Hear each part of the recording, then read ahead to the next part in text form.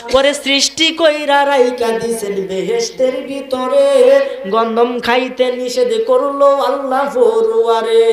নিষেধ না মানিয়া গন্ধম খাইলাম বেহেশতে, এই জন্য গুনাহগার হইলাম হাসরের মাঠেতে। ওরে আদম বলে নাফসি নাফসি, গন্ধম খায়া ভুল কইরাছি রে, ওরে গুনাহগার হইয়া গেছি পারবো না সেই কারণে। কঠিন দিনে আমার নবীজি বিনে, কঠিন দিনে আমার নবীজি বিনে।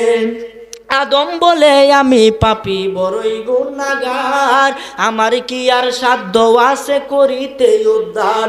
ওরে এই মুহূর্তে যাও না তোমরা সামনে দৌড়াইয়া, সামনেতে ইব্রাহিম নবী রইয়াছে দাঁড়াইয়া। এই কথা শুনিয়া সবাই করিবেন গমর, ইব্রাহিম নবীর কাছে যাইয়া